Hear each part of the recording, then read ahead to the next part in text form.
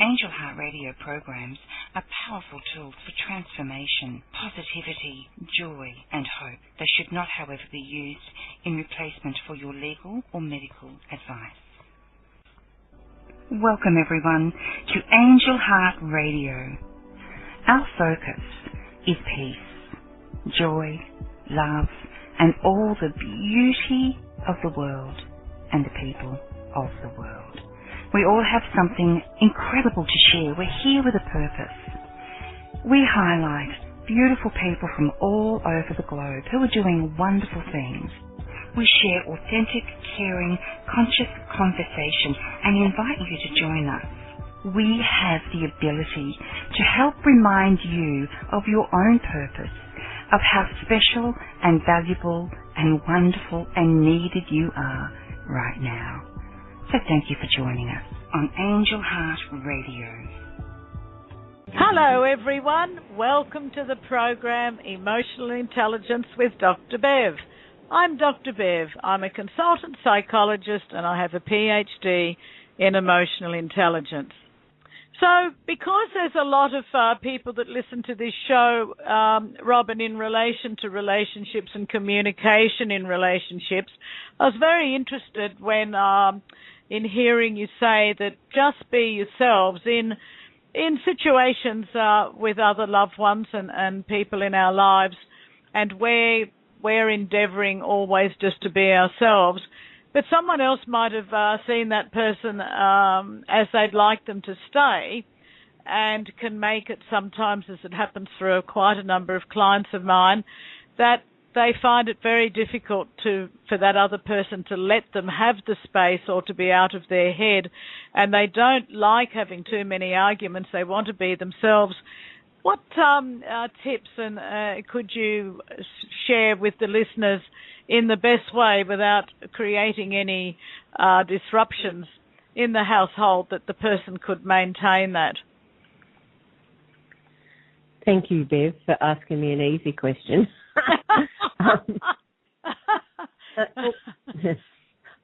Look, sometimes you just have to pray over a situation when it's really difficult. And I really like the Ho'oponopono, which is the Hawaiian message, which is, I'm sorry, forgive me, thank you, I love you.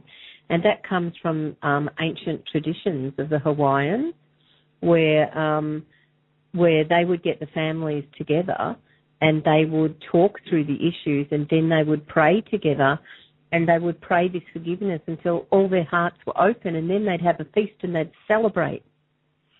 So the Ho'oponopono. Yeah, I'm sorry, forgive me, thank you, I love you. So that's I'm sorry, forgive me, thank you, I love you. Yeah, and if you look up on the internet, Wikipedia gives the history of the Ho'oponopono, which is, just such, it's something that the spiritual leader would facilitate. And then later on the elders, so just a beautiful process. But you can bring that process into your own individual life by having a look at a situation and taking responsibility for your role and saying, I'm sorry, I'm really sorry. However my energy has changed this situation or created the situation, I'm sorry, please forgive me and thank you because I really love you.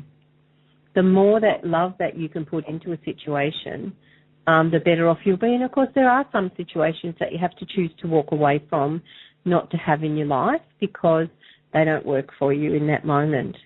But generally I like to just pour love into a situation.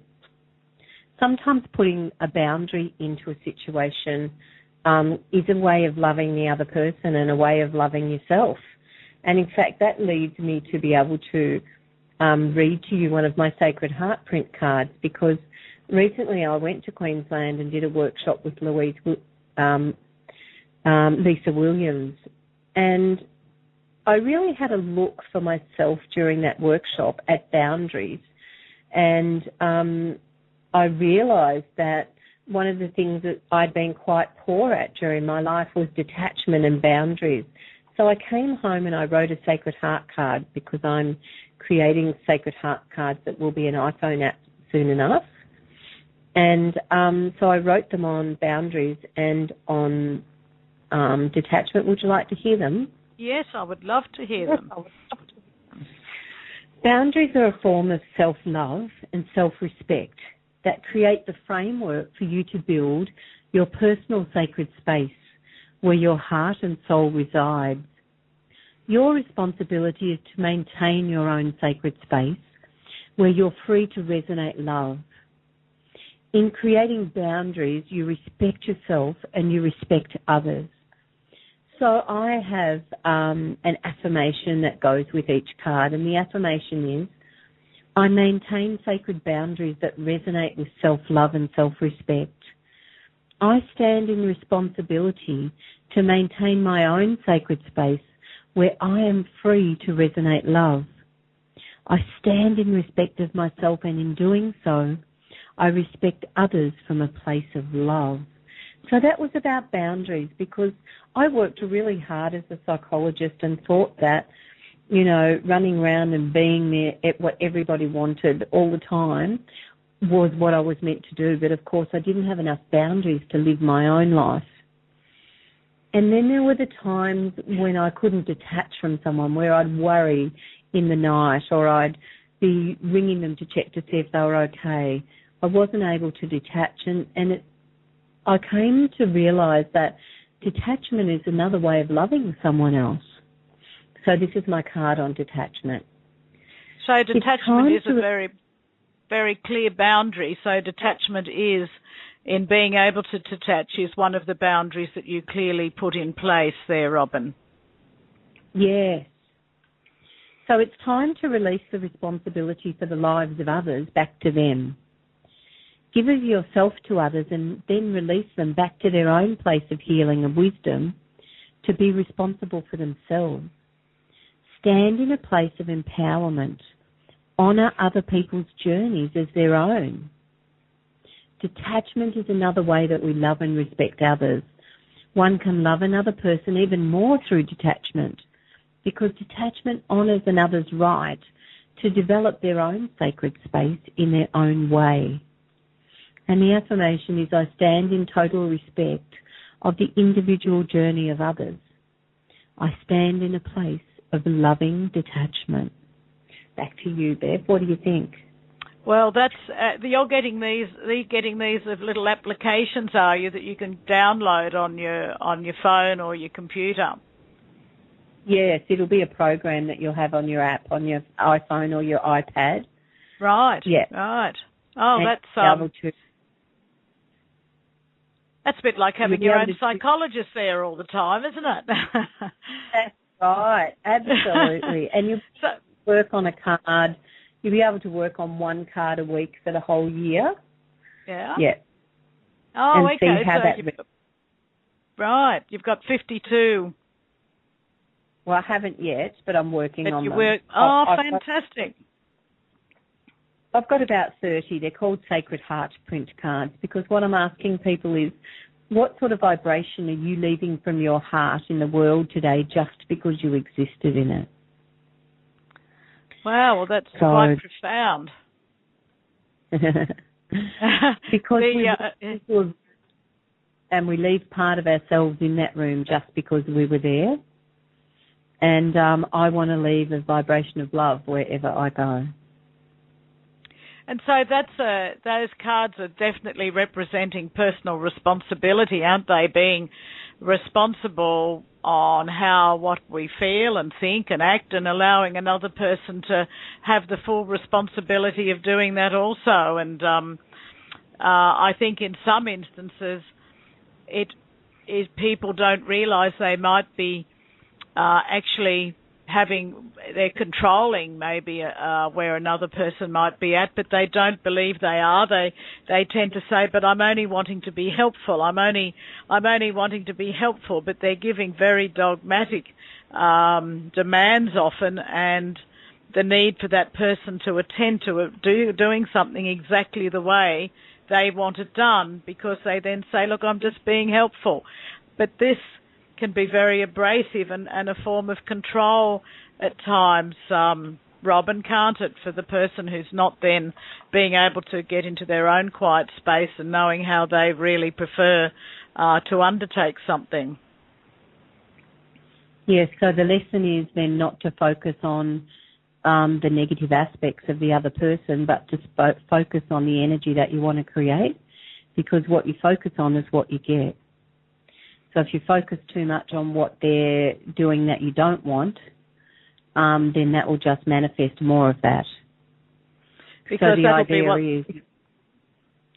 So coming from the psychological perspective of that, Robyn, is that if a person's focusing on that's what they perceive the other person's doing all the time, that's exactly what's in their own head that the other person's doing, even if that's not the intention of the other person. Yes. So it becomes the measure. And when you look for love everywhere, you will find it. In the weirdest and oddest of places, you will find it everywhere when you look for it. And that actually translating back, would that be translated back as joy that a person would feel? Because, people have a different, they get love in different ways from different people. So would that come back as joy and contentment and peace in themselves, in the different feelings and the different words that we use to express that? Well, I guess love comes in many forms and many ways, and all those words that you've suggested are a way of sensing and knowing love. Love can be walking down the street and seeing a smile on a child's face and smiling back. In that moment, you're sharing a moment of love where you're really appreciating something that you've seen and you've been touched in the heart by something. It doesn't have to be that there's that special one person in your life that you absolutely love. You can walk through the forest, as my beautiful friend Heather Price would often do on her shamanic walks, and feel in love with the plants and the trees and the animals that you pass. So love comes in many, many, many different forms. And I would really, when you use the word appreciation and appreciating, the smile on the child's face and returning that when they give a lovely beam, even though you may never ever see that child again, I think that appreciation is something that has become a focus for myself at the moment, Robyn, in relation to gratitude. And a psychologist called Robert Emmons is doing a lot of work on appreciation, on gratitude, and a psychologist from the University of Miami as well, Michael McCulloch, who's actually saying that when we can be thankful, when we're stopping and even saying counting our blessings, we're sort of hijacking the other emotional system in a good way. We're hijacking that negative aspect and taking ourselves into a good place. And I'm quite excited about this, Robyn, because it's an actual tool and a means of being able to, because the stress response that gets us into often thinking negatively or not thinking straight is automatic, whereas it is a conscious need to be able to focus on what we appreciate, and then it can have its own means of being able to be there more and more and more, which are coming from two different sides of different processes neurobiologically. So I think it is quite fascinating. I know the different philosophies have known about this for years, but now that psychology is actually quantifying this, and yes, there's actually conferences that are actually denoted to this now, which is very, very interesting. And keeping a gratitude journal. One thing that Robert Emmons was communicating or writing in one of his articles, that in getting people to build on gratitude is to go through the day without complaining, and then being able to write down how much, keeping a gratitude journal, an appreciation journal as well, and how much over time that's going to build it. I'm just really very excited about this process of psychology, Robyn. Well, I've moved away from psychology, Bev, into my dream and into into singing and into writing spiritual things. So I feel like that's a lifetime ago. It's weird, isn't it, that I spent 13 years at university and now I walk away from it as though it was in a different lifetime. Yes, it is. It is. There's such a lot of study and a lot of work involved in actually getting to be a psychologist and to maintain that and keep that stance. And I think why I get excited about these, what I read about, is that there doesn't have to be such a enormous difference with this, and for mindfulness, for spirituality and science to be such poles apart as they have tended to be sometimes in the past, that bridge is getting narrower, and I think that's what I'm excited about as well. Yeah. But for me, I don't need science to show me what I already know and feel. And I've always known that there was ancestry in the DNA. I've always known that there's memory in other cells in the body. And when I started nursing, those things were ludicrous. But I just knew them, and I knew them to be true. And I always held them in high regard. Well, of course, now science is proving that. So they're about 30 years behind what I was already thinking and many other people were thinking. So in a way, I don't hold science as the main reason for my belief systems, because you can't measure love, for example. You can't go out and you do a survey on love, or you can't measure how much love someone holds in their heart or how much they know. And yet, love is the one central force that can change everything in our lives in a moment. We know when we have it. We know when we don't have it. We know when it's given freely. There's so much about how love defines our lives, and yet science can't measure love. So I just go with love. And you sing? Is that what emanates from when you are singing? Have you got any record DVDs or that iTunes that people can listen to, Robyn? Have you made any? Or Yes, I do have a CD, and you can get that from www.robynmills.com.au. And you can actually purchase it there. Would you like me to sing you something? Oh, I'd love you to sing so that that'd be wonderful. Thank you, Robyn. I have love in the temple of my heart, God of love, in the temple of my heart, in my heart, in the temple of my heart, in my heart, in the temple of my heart. God of peace is now reigning in the temple of my heart. God of peace is now reigning in the temple of my heart. In my heart,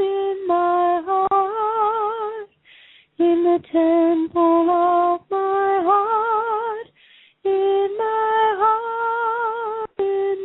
heart, in the temple of my heart. Well, how beautiful that was, Robyn. Thank you so much. And that's going to be now for the listeners to be able to have downloaded. It's going to be there for eternity now, Robyn, for people who'd like to put that on iTunes and have it as part of our program. Thank you so much. You've been listening to another fabulous program on Angel Heart Radio. Our goal is to remind you of how much you matter in the world and to let you know that we appreciate who you are in the world. You can check out who's on, when we're on, and who our guests are at angelheartradio.com. Everything is there. It's all just one click away. Angel Heart Radio programs are powerful tools to help you in your life and your life experience. They are not intended, nor should they, be used to replace your medical or legal advice.